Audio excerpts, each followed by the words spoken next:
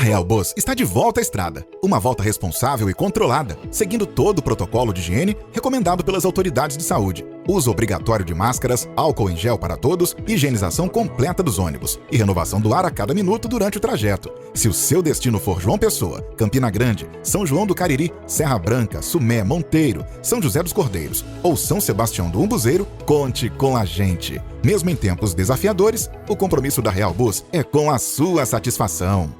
Bom dia, que alegria estarmos juntos nessa belíssima manhã de quarta-feira, hoje 24 de março. O nosso programa hoje está imperdível. Você estará viajando conosco através da nossa guia turística, que aliás, em janeiro de 2022, se Deus assim nos permitir, estaremos realizando mais uma excursão à Terra Santa. E hoje a Aline vai estar nos levando ao verdadeiro túmulo onde foi sepultado o rei Davi. E no bloco seguinte você estará ouvindo o irmão seminarista Davi Porto de Moraes. Antes, façamos uma brevíssima oração. Pai, te louvamos agradecidos por essa manhã, quando outra vez abrimos os ouvidos da alma e do nosso coração para recebermos a tua palavra. Fala-nos através de todo este programa e abençoe cada internauta e cada telespectador, em nome de Jesus. Amém. Shalom! Hoje a gente está na cidade de Davi e a gente vai conhecer onde Jerusalém começou. Vamos lá!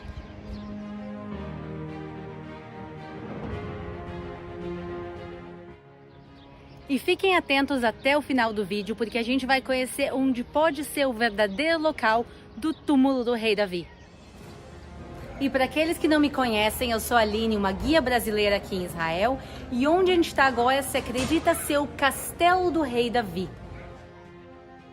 Com os restos arqueológicos, a gente precisa usar a nossa imaginação, mas a gente consegue ver aqui que tem um local gigantesco, compatível com o castelo de um rei. Além disso, depois do rei Davi, o rei Salomão vai herdar esse castelo e por assim em diante. E se encontrou aqui esse selo, escrito o nome do ministro Jeucal, que é um dos ministros do rei Zedequias, um dos reis aqui de Israel. O castelo continua sendo escavado e aqui baldes e baldes de restos arqueológicos saem daqui todos os dias. E uma das coisas que mais me surpreendem é que esse lugar só foi descoberto em 2005. A gente está vendo lá em cima o castelo do rei Davi, a gente desceu agora para a zona G, porque eu quero mostrar para vocês essa pedra.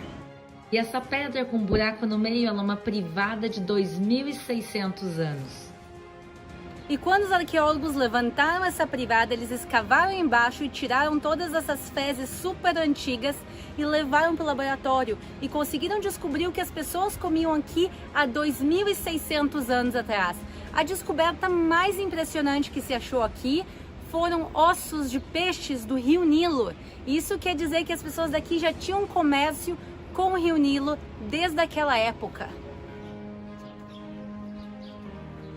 E hoje, para nossa aventura, eu coloquei meu chapéu de Indiana Jones, porque vocês sabiam que o Indiana Jones de Hollywood foi inspirado em um arqueólogo de verdade que escavou aqui em Israel e escavou aqui na cidade de Davi, e ele era chamado de Vendil Jones. Então o chapéu hoje é em homenagem ao Indiana Jones e o Vendil Jones. E agora vamos explorar.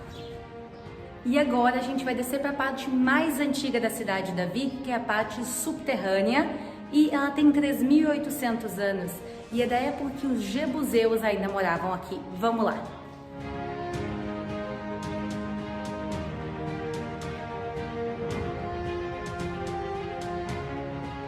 Para aqueles que gostam de história e aventura, a cidade de Davi é o lugar ideal. Só tem que tomar muito cuidado quando está caminhando, porque o chão, outra vez, tem 3.800 anos. E vocês acharam que a gente tinha terminado a descida? Estamos só começando.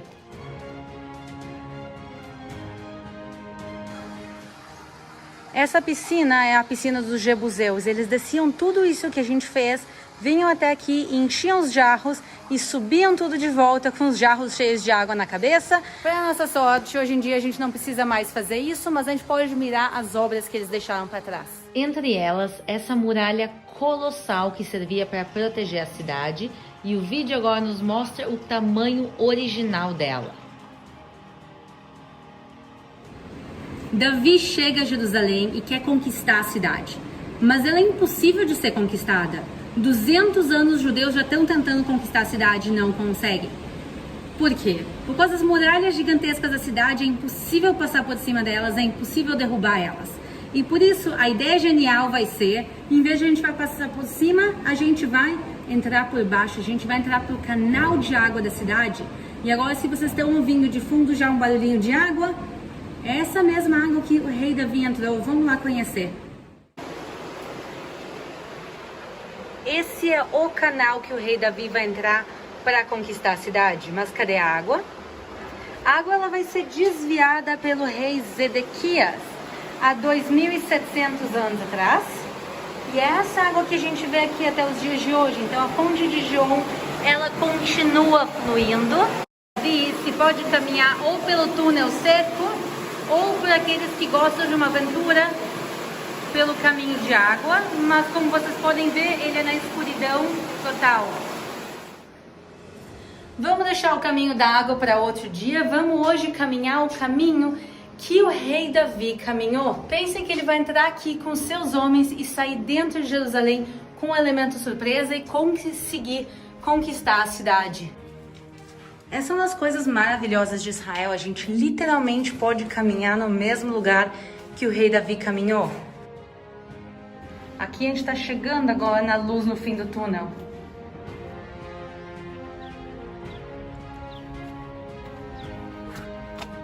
Finalmente a gente chegou onde a gente queria, aqui no provável túmulo do rei Davi. Mas vocês vão me perguntar, como assim, Aline? O túmulo do rei Davi fica no Monte Sião. A gente viu isso inclusive em um outro vídeo que tu fez. Quem quiser ver esse vídeo e não viu, vou botar aqui em cima um vídeo sobre Pentecostes e o túmulo do rei Davi. Mas aquele túmulo ele tem só 1000 anos. Em comparação aos 3.000 anos de história que Davi tem, é pouca coisa. E muitos arqueólogos estão convencidos que esse aqui é o local verdadeiro. Vamos tentar descobrir o porquê. A gente chegou a um local de um sepulcro muito grande, muito rico, ao lado da cidade do rei Davi. Porque a Bíblia nos fala que Davi foi enterrado próximo aos seus. Então, aqui é mais provável o local do que lá longe no Monte Sião. Além disso, 300 anos depois, quando Zedequias vai fazer o túnel de água, ele vai evitar passar aqui por baixo, talvez por respeito ou por preocupação ao sepulcro que ficava aqui. Aqui ao lado do sepulcro do rei Davi, a gente encontrou a sinagoga de Teodotos. É a prova mais antiga do mundo da existência de uma sinagoga. E a pergunta é, por que fazer uma sinagoga ao lado de um sepulcro? Como hoje em dia o sepulcro do rei Davi no Monte Sião é usado como sinagoga, talvez esse sepulcro do rei Davi também era usado nessa época como uma sinagoga. Esse é o multiculturalismo de Jerusalém. Enquanto a gente está aqui na cidade de Davi, a gente consegue ver o muazzin, as mesquitas, chamando para a oração. A gente está agora dentro do tanque de Siloé. Aqui terminava aquele canal de água que a gente via. Ele continua chegando, mas em vez de entrar na piscina, ele termina aqui ao lado. E aqui vai ser onde Jesus vai fazer a cura do cego. A gente lembra que o Novo Testamento nos conta que Jesus chega aqui, ele pega um pouco de lodo do chão, passa nos olhos do cego e esse cego de nascença vai começar a ver.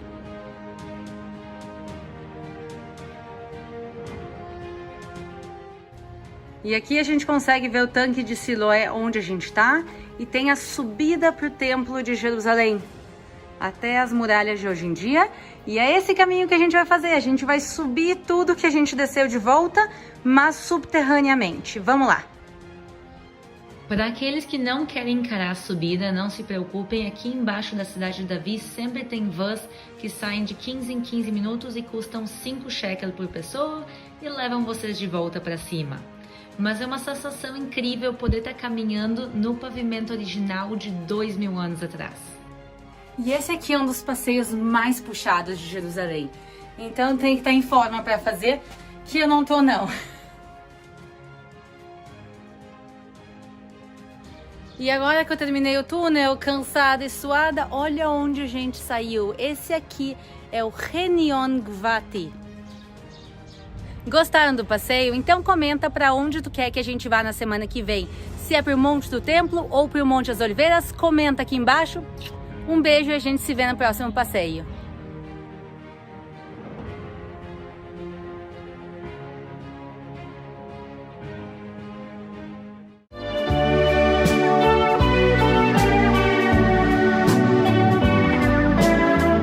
Queremos saudar mais uma vez aos amados irmãos, telespectadores do programa Opção para a Vida, com a graça maravilhosa do nosso Senhor Jesus Cristo.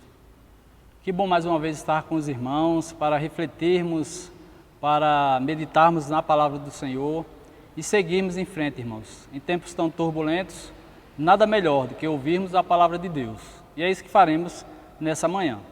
Eu quero convidar desde já você a abrir a sua Bíblia em casa, acompanhar conosco a leitura do texto base e também convidar você, e você que está aí nos assistindo, seja pelo YouTube, que você também possa continuar com sua Bíblia aberta, porque leremos alguns textos na sequência e eu quero que você acompanhe conosco para entender o raciocínio, amém? O texto está em João, Evangelho de João, capítulo 8, no versículo 32. Aliás, é um texto muito conhecido, que tem sido utilizado de forma repetida, ok? Inclusive pela nossa autoridade maior da nação, o presidente Jair Bolsonaro. Mas quero deixar você tranquilo de que não estaremos aqui trabalhando nada a respeito de política partidária. O texto, inclusive, é utilizado por ele, mas o texto é bíblico, amém? O texto é inspirado por Deus e não há nada mais definitivo do que a palavra de Deus. Então, não se preocupe, estaremos meditando neste texto, mas estaremos abordando um assunto muito mais relevante do que a política, certamente. João, capítulo 8, versículo 32, diz assim: E conhecereis a verdade, e a verdade vos libertará. Mais uma vez, gosto de repetir o texto para ficar gravado na nossa mente. Diz assim o evangelista João, no capítulo 8, versículo 32: E conhecereis a verdade, e a verdade vos libertará. Essas são palavras de Jesus Cristo diante das autoridades judaicas. Muito bem, irmãos. Quando pensamos sobre a verdade, na verdade, nós podemos concluir de que estamos vivendo um grande conflito. Um conflito épico, um conflito histórico entre a verdade e a mentira. Dois conceitos antagônicos que têm dominado a humanidade desde o Éden. Porque foi lá no Éden que Eva, enganada pela serpente, foi seduzida exatamente com uma mentira. E tudo aconteceu, como vocês sabem, a queda do homem, toda a desgraça humana, exatamente por causa de uma mentira, apresentada pela serpente. E sabemos que a história ela se vislumbra através desse conflito. Sempre houve o conflito entre a verdade e a mentira. Fato é, irmãos, que esse conflito ele está ganhando cada vez mais uma proporção maior. Nós observamos que cada vez mais o conflito e o embate, o choque entre a verdade e a mentira está aumentando. E essencialmente nós podemos dizer, irmãos, que isso está acontecendo porque o homem está abrindo mão da verdade, que é o fundamento de todas as coisas, criando uma intimidade com a mentira, viver por causa dela. De forma muito objetiva, nós temos visto, irmãos, em nossa geração, os homens se afastarem da verdade, abandonarem a verdade, abraçando a mentira e seguindo nessa jornada. O que temos que pensar sobre isso, irmãos, é que isso tem trazido um drama cada vez maior à nossa história. Pense sobre os nossos dias, irmãos, e quantos têm desfeito a verdade que era tão fácil de assimilar, estava tão estabelecida. E aqui deixe-me ser bem claro com certas circunstâncias da nossa sociedade. A nossa sociedade, por exemplo, diz que a verdade é que homem e mulher, tá certo, não são necessariamente o fundamento para um casal. Ela diz que homem e homem pode formar um casal, que mulher e mulher também podem formar um casal. E aí vai mais além. Porém, a verdade estabelece, irmãos, que o homem e mulher foram criados um para o outro. E fora dessa relação, nós não podemos aceitar que haja uma verdade. Mas o conflito está estabelecido. Há aqueles que dizem que a orientação sexual é apenas uma questão de comportamento, enquanto outros vão dizer que não, homem e mulher, é assim que a verdade determinou. Não pode haver um casal formado diferente disso. Então está estabelecido o conflito. Mais um exemplo. A nossa sociedade afirma, e muitos afirmam, na verdade, em nossa sociedade, de que o aborto é uma escolha da mulher. O meu corpo, minhas regras, não é assim que se diz? Porém, as Escrituras diz que assassinato, diz que matar uma criança no ventre é um assassinato. Está estabelecido mais uma vez o conflito entre a verdade e a mentira. Você entende isso? É essa a realidade que nossa geração tem vivido. E como eu disse, cada vez mais que o homem ele se afasta da verdade, ele se aproxima da mentira. Deixe-me exemplificar, é como um pêndulo, tá certo? Onde nós temos a verdade de um lado, no extremo, e a mentira do outro. Cada vez que o homem se aproxima da verdade, ele naturalmente vai se afastar da mentira. Da mesma maneira, se ele se aproxima da mentira, ele naturalmente vai se afastar da verdade. De forma que não há, irmãos, como termos no nosso comportamento, na nossa sociedade, a mentira e a verdade andando juntas, porque elas são antagônicas. É claro que tem gente que diz o contrário. Nós temos, por exemplo, um proeminente filósofo brasileiro, chamado Leandro Carnal, que em muitas palestras e muitos de seus livros, ele defende a ideia de que a verdade não é algo histórico, a verdade é uma compreensão da ideia humana. Ele diz que o homem vem construindo a verdade à medida que os fatos acontecem. Então, a verdade de ontem pode ser que não seja a verdade de amanhã. E assim se constrói a história. Eu olho para o fato de hoje e isso me determina a verdade. Que coisa, hein? E tem gente que acredita nisso. Tem outro autor, um inglês, o nome dele é um pouco difícil, Matthew D'Ancona, um escritor inglês muito famoso, que escreve um artigo e ele vai além daquilo que o filósofo Leandro Carnal fala. Ele diz que a verdade já não é mais de interesse humano, de que as pessoas não têm nenhuma vontade, nenhum interesse em saber a verdade. O que importa é o hoje e o que elas podem construir. Em parte o que ele fala é verdade. Realmente as pessoas estão desinteressadas daquilo que é genuíno, daquilo que é concreto, daquilo que é verdade. Mas em parte nós vemos uma sociedade em desconstrução. Quando eu penso sobre isso, nós vamos ver a história, há uma declaração maravilhosa de um teólogo, talvez um dos maiores teólogos da história da igreja cristã, Agostinho de Hipona, que declarava de forma muito simples e contundente em seu tempo, ali por volta do século III depois de Cristo. Ele dizia que toda a verdade é a verdade de Deus. E aí ele completa, se toda a verdade é a verdade de Deus, então a verdade ela é imutável, ela é eterna. E aí tudo que nós vemos a partir dessa declaração se contradiz com aquilo que ouvimos de certos filósofos, certos autores, pensadores. E é declarando isso que Agostinho está dizendo que nós precisamos refletir com essa preocupação, porque pense bem comigo, e aí vai entrar já numa aplicação daquilo que estamos apresentando nesse primeiro momento. Se a verdade é a verdade de Deus, então nós podemos dizer que toda mentira, pense comigo, toda a mentira ela é de alguma forma um ataque contra Deus. Porque se toda a verdade é a verdade de Deus, toda mentira é um ataque contra o próprio Deus. Imagine só você.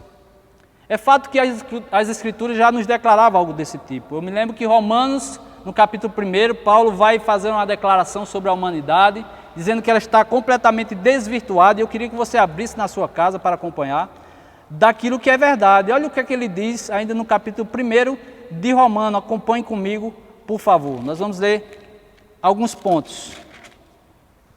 Primeiro versículo 18, capítulo 1 de Romanos 18. Olha o que ele diz a respeito dessa realidade humana que tem cada vez mais se aproximado da mentira e se desinteressado pela verdade. Ele diz que a ira de Deus se revela do céu contra toda a impiedade e perversão dos homens, que detêm a verdade pela injustiça. Eu acredito que é isso que você está lendo na sua Bíblia. Mas no versículo 25 ele vai além, porque ele diz, no versículo 25, leia comigo: pois eles mudaram a verdade de Deus em mentira, adorando e servindo a criatura em lugar do Criador. Ou seja, é o homem que está abrindo mão da verdade, não é a verdade que está sendo apenas modificada, porque a verdade é a verdade de Deus, como diz Agostinho, ela é imutável e eterna, então eu não posso alterá-la. O problema é que nós estamos nos afastando dessa verdade. E eu queria deixar exatamente essa primeira afirmação, nessa primeira declaração do grande conflito, de que nós precisamos não estar indiferentes a esses conflitos.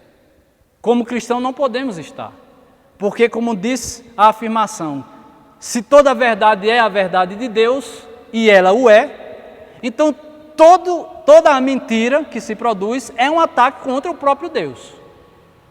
Você já pensou sobre isso? Muito bem. E aí nos leva a uma segunda informação, porque pode ser que estejamos diante de alguém que não tem um conhecimento ainda de Cristo, você que está em casa e de repente ligou a televisão agora e está nos ouvindo, tentando entender aquilo que queremos aplicar. A pergunta que talvez você faça é a pergunta que Pilatos fez, exatamente isso. Pilatos, governador da Judéia, certa vez, olhando para Cristo, ele fez essa pergunta: o que é a verdade?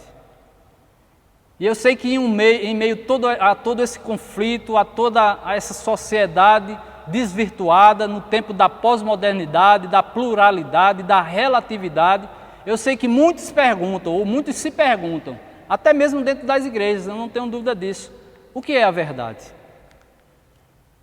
E eu faço essa pergunta a você: o que é a verdade? Nós podemos primeiro desconstruir a ideia de que a verdade é uma construção do conhecimento humano, como diz Leandro Carnal. Ela não é a construção do conhecimento humano. Leia comigo Oséias capítulo 4, versículo 1. Abra comigo. Oséias está além dos profetas menores. Você vai achá-lo imediatamente depois do profeta Daniel, se você tiver dificuldade. Tá bom? Senão você anota e depois você faz a leitura. Ok? Para a gente poder então ganhar tempo. Profeta Oséias, capítulo 4, versículo 1. Acompanhe comigo. Vamos lá. Olha o que é que diz aqui o texto, o Senhor revelando a Oséias uma sentença sobre a humanidade. Ouvi a palavra do Senhor, diz Deus, vós, filhos de Israel, porque o Senhor tem uma contenda com os habitantes da terra, porque nela não há verdade. É o próprio Deus que está dizendo que o homem não tem capacidade de produzir a verdade.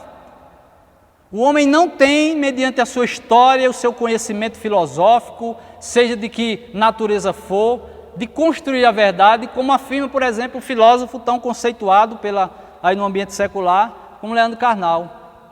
O homem não tem essa capacidade. E Deus aqui declara: porque nela não há verdade, nem amor, nem conhecimento de Deus. Então nós podemos já afirmar nesse segundo ponto, respondendo qual a origem da verdade, de que não é de natureza humana, não vem do homem. Nós podemos também afirmar de que ela tem sim uma natureza, de que ela tem um ambiente, ok? Um ambiente de criação. A mentira tem um ambiente de criação, porque a mentira não vem de Deus, porque toda a verdade é a verdade de Deus. E aí eu quero chamar a atenção para você, para o Evangelho de João, capítulo 8. Abra sua Bíblia, como eu disse, deixe ela aberta e acompanhe comigo. Evangelista João, capítulo 8, mesmo capítulo que lemos agora há pouco, no versículo 44. Olha o que é que diz o versículo 44. Cristo está fazendo uma acusação perante as autoridades religiosas. E ele é muito contundente e firme, quando ele diz: vós sois do diabo, que é o vosso pai, e vós quereis fazer-lhes os desejos. Ele foi homicida desde o princípio e jamais se firmou na verdade, porque nele não há verdade. Quando ele profere mentira, fala do que lhe é próprio, porque é mentiroso e pai da mentira. Então aqui eu já respondo duas perguntas.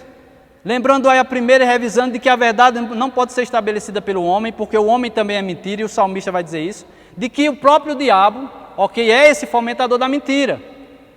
Olhe para mim.